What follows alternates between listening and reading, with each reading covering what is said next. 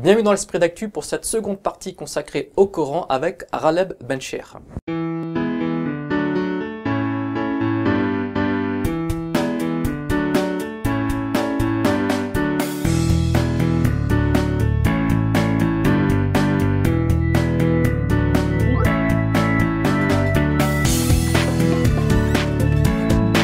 Alors Ghaleb Bencher, vous êtes écrivain, auteur de plusieurs ouvrages, vous êtes également présentateur de l'émission Vivre l'Islam sur France 2. Alors, première question, est-ce que le Coran est-il un code juridique ou bien il se situe plutôt dans une perspective éthique? Ah, c'est beaucoup plus une éthique qu'une source du droit en tant que telle.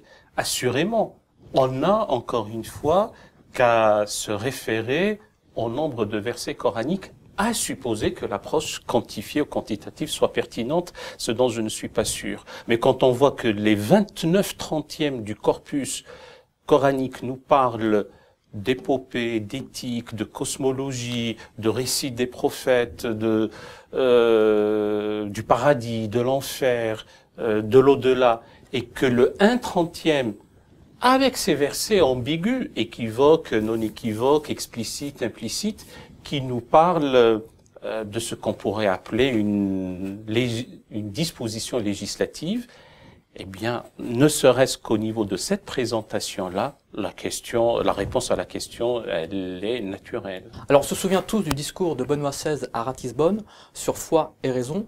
Comment justement le rapport entre foi et raison se pose-t-il dans le Coran ? Il y a deux aspects dans votre question. Il y a l'histoire du pape émérite, désormais Benoît XVI, le cardinal Ratzinger, et qui était foncièrement injuste pour l'intellectuel qu'il est et qu'il fut de croire que ce débat-là n'a pas eu lieu en contexte islamique. Nous n'allons pas le charger, ce n'est pas le contexte, mais il avait totalement tort. Maintenant, pour le Coran, les choses ne sont pas aussi explicites qu'on le croit, et on nous fait sortir toujours le nombre de passages où il est dit « Oh, vous qui êtes doués d'intelligence, ceux qui raisonnent, etc. » En réalité, il y a une injonction coranique permanente, à la fois explicite et en filigrane, à ce que les hommes utilisent leur raison, leur entendement. Et ça ne sert à rien de prétendre vouer un culte pur et sincère à Dieu sans le traduire par une compréhension du monde et une relation à autrui, bien entendu, fondée sur l'intelligence hybride du cœur et de l'esprit. Maintenant, l'articulation entre foi et raison est un vieux débat, d'abord en contexte islamique. Nous connaissons tous l'école mu'tazilite, c'est devenu maintenant même une école à la mode. Il ne s'agit pas de la réactualiser comme telle, il s'agit de s'inspirer de l'audace intellectuelle et de la hardiesse de ses fondateurs et de ceux qui gravitaient autour. Et aussi, je dis nos, pas pour les approprier tardivement, nos philosophes hellénisants, quelqu'un comme Al-Kindi, l'Alkindus des Latins, surtout le second maître. Ce qui est curieux, c'est que c'est Maïmonide qui l'avait appelé ainsi, Maïmonide et Averroès. Mais en tout cas, le second maître Al-Farabi, l'Al-Farabius des Latins, notamment dans son livre, le livre de la religion, Kitabul Millah, c'est comme ça qu'on le traduit, dans sa volonté d'harmoniser les vues de Platon et d'Aristote, et puis, bien entendu, l'Averroès que nous connaissons, et surtout l'Averroès du traité décisif, dans lequel le mot foi, d'ailleurs, n'existait pas dans toute l'œuvre. Cette conciliation, cette articulation, ce rapport entre la foi et la raison était une préoccupation majeure des penseurs musulmans en tout temps, jusqu'à la période, hélas, dite de la régression. Il nous appartient, de nos jours, de nous inspirer, encore une fois, de ce courage et de cette perspicacité, de l'intelligence de nos devanciers. Et pour parler, là je serai un peu harkounien au sens de Mohamed Harkoun, pour parler d'une nouvelle raison ou d'une raison émergente. une raison qui ne soit plus duale, binaire, qui sache, cette nouvelle raison, cette raison émergente, transcender le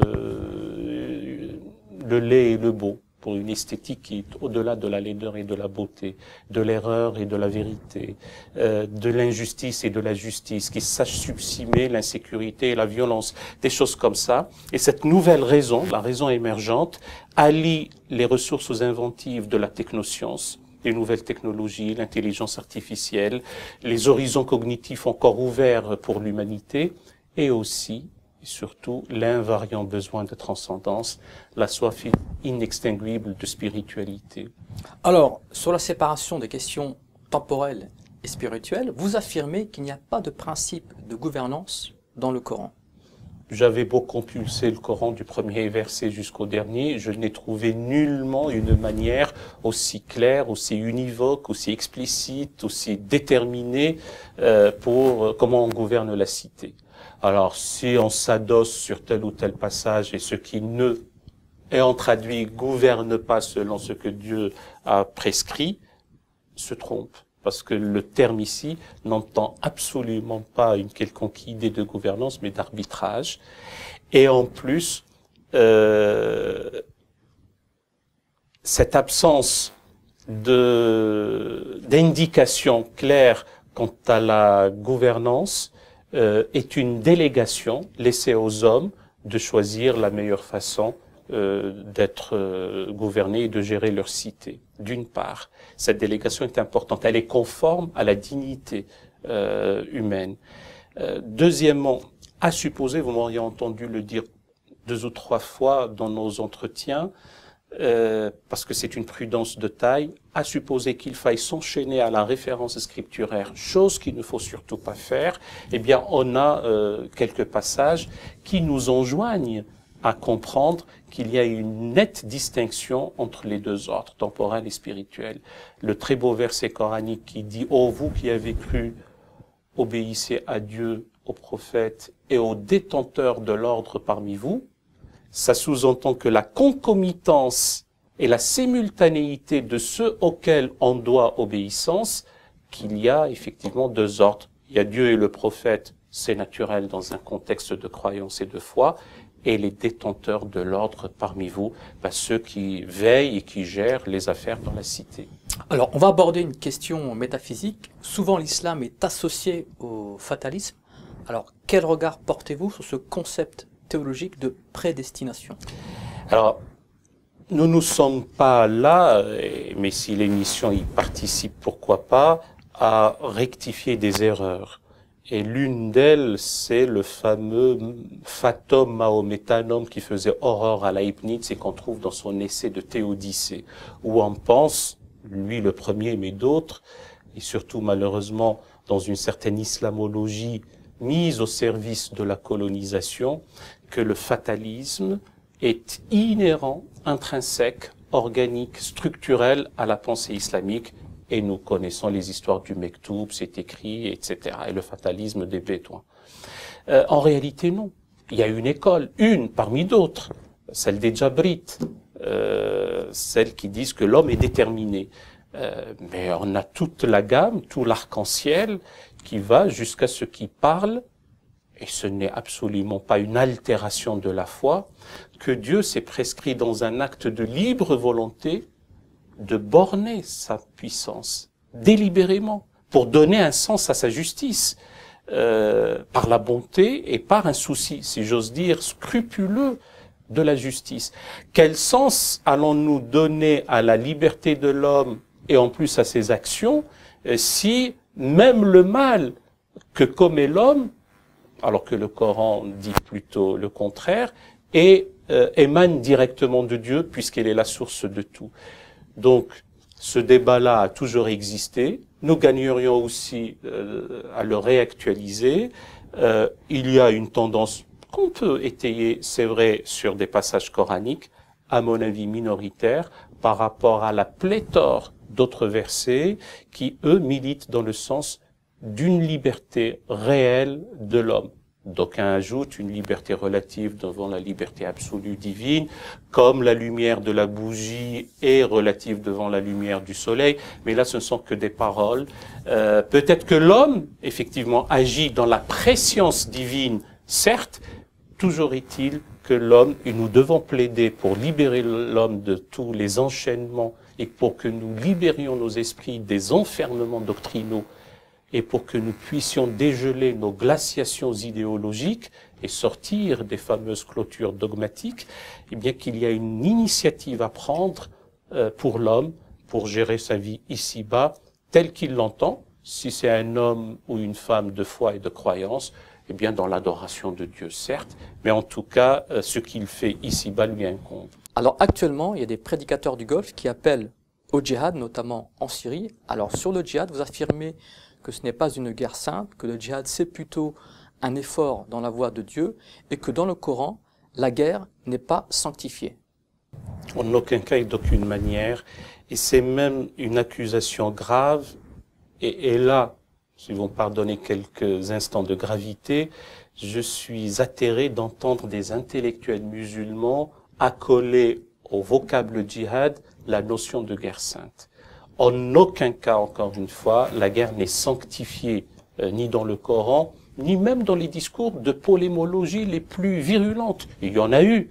Les fameux livres qu'on appelle Kutubul Marazi, c'est-à-dire les livres des razzias, des guerres, des batailles, parce que les hommes sont les hommes, quel que soit, j'allais dire, le climat spirituel, religieux ou politique.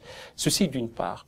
D'autre part, je ne minimise pas et je ne mésestime pas que la notion de djihad a galvanisé des foules à travers l'histoire. Et peut-être même davantage de nos jours qu'à travers l'histoire. Et à travers l'histoire, il y avait une volonté, c'est vrai, de propager la foi ou la lumière divine d'une drôle de façon, c'est vrai, nous pourrions le dire a posteriori, mais le plus souvent, c'était pour œuvrer à réaliser les desseins d'hommes qui ont voulu simplement être des monarques. Ne nous l'oublions pas. Maintenant, c'est curieux, quel que soit l'auteur, et pour nous, musulmans, c'est Dieu qui nous parle. Nous avons un champ sémantique dans le Coran qui parle de qital, de combat, de guerre, de belligérance. Et il n'aurait pas, quel que soit l'auteur, quel que soit le locuteur premier, il n'aurait pas éprouvé le besoin dans le champ lexical d'ajouter un autre mot par rapport à ce qui existe, et en l'occurrence en utilisant le djihad dont nous savons tous que sa racine trilitère JHD, jahada, veut dire effort. Et de surcroît, la qualifier de sainte. La sainteté est parcimonieuse dans le Coran, et même dans l'univers théologique islamique. Qu'allons-nous dire maintenant ? Si nous devons encore utiliser ce terme, eh bien, nous allons l'utiliser dans son acception d'un effort salvateur, intérieur, qui consiste à juguler les passions, réguler les désirs, maîtriser les pulsions et œuvrer sur soi. Sinon, il n'y a aucune raison de continuer à parler de ce djihad, dévoyé aussi malheureusement par ceux qui, d'une manière voulue ou non, consciente ou non, pensent œuvrer dans le sens de défendre la parole de Dieu.